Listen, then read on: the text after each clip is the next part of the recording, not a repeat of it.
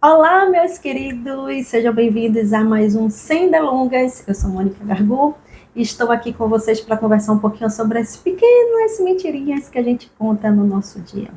Vai ter gente perguntando assim, ou falando, Mônica, mas eu não minto, de onde você está tirando isso? Eu sou uma pessoa acima de qualquer suspeita. Eu estou aqui para falar, não para fazer apologia à mentira, mas explicar como é o funcionamento do ser humano.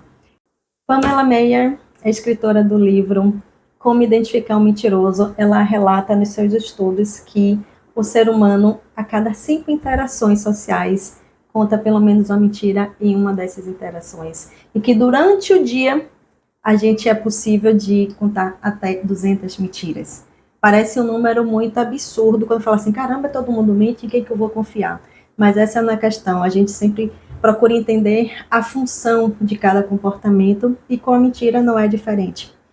Vamos pensar naquelas pequenas mentirinhas que as pessoas contam assim quando chegam atrasadas nos lugares. Ah, foi engarrafamento, o elevador quebrou, não sei o que, e milhares de desculpas aparecem. Da mesma forma, quando você não quer ir para uma festa e aí fala que passou mal, que teve uma dor de barriga. Então, essas pequenas mentirinhas têm uma função de adaptação social, de não causar um conflito, uma situação desagradável.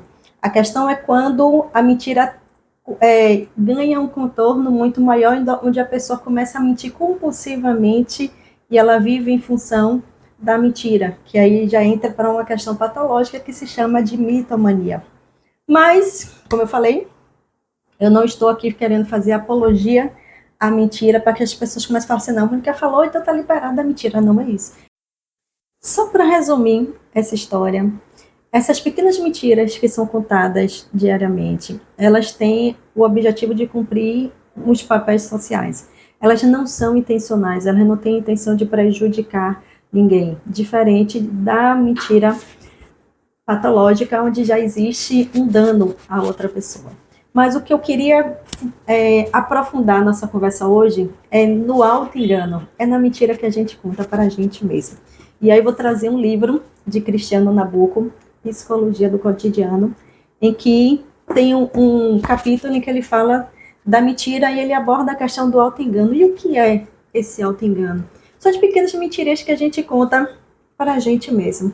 São aquelas mentiras que a gente usa para nos fazer acreditar em algo que, de certa forma, acaba sendo uma fuga de uma realidade e que pode trazer um conforto emocional, seja por um alívio de ansiedade, da dor, mas também por uma fuga de realidade, de responsabilidade, desculpa.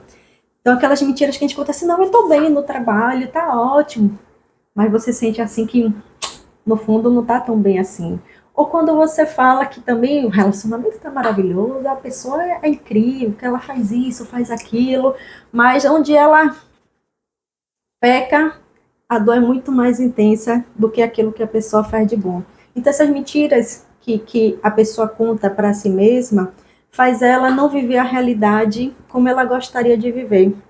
Porque viver a própria mentira está trazendo um conforto emocional.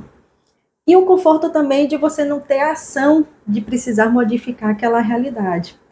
Então, esse auto-engano é onde a gente deveria começar a mirar. Ao invés de olhar na mentira que eu estou contando, mas vamos olhar para a mentira que a gente conta para a gente mesmo. Qual é a vida que eu gostaria de viver e que nessas mentiras que eu conto para mim, eu acabo fingindo que está tudo bem quando não está. E aí vocês perguntam, mas Mônica, como é que eu vou perceber que eu estou me enganando? Se é algo assim, é um processo inconsciente. Tem alguns passos que a gente pode fazer, que eu posso ensinar vocês sobre como auxiliar a perceber. O primeiro que eu acho assim importante é realmente começar a perceber o próprio corpo. Porque o nosso corpo ele sinaliza o tempo todo, as nossas emoções estão demonstrando o que é que está acontecendo e o que é que nós precisamos fazer com aquilo que está acontecendo ou com aquilo que a gente está pensando. Se eu estou pensando em coisas agradáveis, eu vou ter emoções agradáveis. Se eu estou vivendo também situações agradáveis, eu vou sentir emoções agradáveis. Mas se eu penso ou eu vivo situações desagradáveis, no mínimo vai ter um desconforto no meu peito. Então, até quando eu conto aquela mentira para mim, que eu falo assim, não, tá ótimo o relacionamento. Aí é como se o nosso peito fosse o nariz de Pinóquio, que faz assim, não tá não. Tá mentindo para quem, fia? Né? A gente precisa começar a observar. Existem algumas técnicas de mindfulness, de meditação, de respiração, ou várias outras que podem auxiliar você cada vez mais a ter esse olhar para dentro de si e para o movimento do seu corpo, para sentir as emoções que estão sinalizando o tempo todo pelo que está bem e o que não está.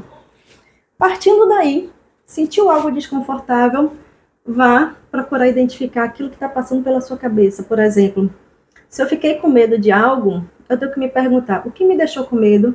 Ah, porque eu achei que o cachorro ia me morder. Pronto, você acionou, você conectou com o pensamento que despertou aquela emoção, que disparou aquela emoção. Você acreditar que o cachorro ia te morder foi o que gerou medo. Então, quando você começa a entender quais são os pensamentos que estão associados a cada estado emocional, você vai entender qual é a mentira que você está contando para você. Então, quando você fala assim, o trabalho tá bom, mas na mesma hora vem na mente a ideia daquele chefe que pode ser agressivo, que pode ser intimidador, que fica fazendo pressão, você já vai saber por que você está sentindo aquele desconforto, mesmo que você diga uma coisa boa. Porque na sua mente já sinalizou que essa verdade não é tão verdade assim, não. Tem uma mentirinha aí por trás. Então, é esse olhar pelo que passa pela sua cabeça que vai começar a dizer o que é que você realmente sente e pensa sobre aquilo que você está expressando para o outro. O seu pensamento vai dizer como é que está o seu eu interior. E a partir daí a gente vai para um outro passo. O que é que eu faço com aquilo que eu acabei de descobrir? Porque enquanto está no nível do inconsciente, eu não preciso fazer nada. Porque se eu não sei que eu não estou feliz, eu não preciso modificar nada. Mas a partir do momento que eu tomo consciência do que está acontecendo comigo, a consciência vai me levar a um estado de ação. Que pode ser, inclusive, eu continuar como eu estou. Mas a partir do momento em que eu decido continuar como eu estou, é diferente de eu estar onde eu estou de forma inconsciente, sem saber que aquilo ali não está me fazendo bem. Mas a partir do momento que a pessoa percebe que aquilo não está bom, mas ela fala assim, poxa, mas no momento é o que eu preciso fazer, então ela vai ter uma postura diferente, inclusive do próprio trabalho, porque ela entende a necessidade de estar naquele trabalho que pode não deixar ela feliz, mas que momentaneamente pode ser necessário. Enquanto isso, a pessoa já pode fazer um plano de mudança. E aí é o outro passo, quando você se depara com a sua realidade, quando você se vê de uma forma mais verdadeira e que você vê que aquilo não está condizendo com o que você realmente deseja. E a partir daí você vai precisar fazer uma mudança. Só que nem toda mudança é agradável. Muitas vão ser desafiadoras, outras a gente não sabe por onde começar, outras a gente não sabe nem o que fazer para mudar, porque a gente pode não ter um repertório de que nos dê esse conforto para saber o que tem que fazer. Então é nessa hora que eu posso recomendar a vocês que busquem um profissional de sua confiança que possa te auxiliar nesse processo de enfrentamento da mudança.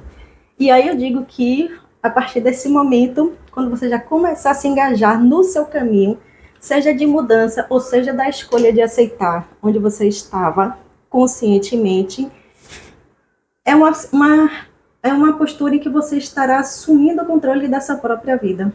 Porque quando se tem consciência de para onde está indo e por que está indo, a vida ganha um contorno e um sentido diferente de quando a gente age no automático e de modo inconsciente. Então, que vocês possam cada vez mais olhar para as mentirinhas também que contam, né? Externamente, até para ver se o que é que vale a pena contar algumas mentiras, se existe algum prejuízo nessas situações, mesmo que não seja uma mentira patológica, mas que vocês também possam pensar nas mentiras que estão contando para vocês mesmos. E se essa é a vida que vocês querem viver, a partir do momento que vocês começam a olhar mais para si, vocês vão descobrir uma outra forma de querer viver.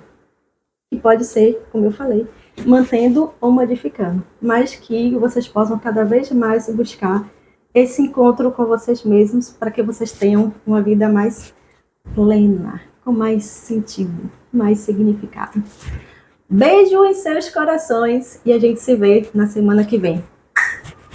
Tchau!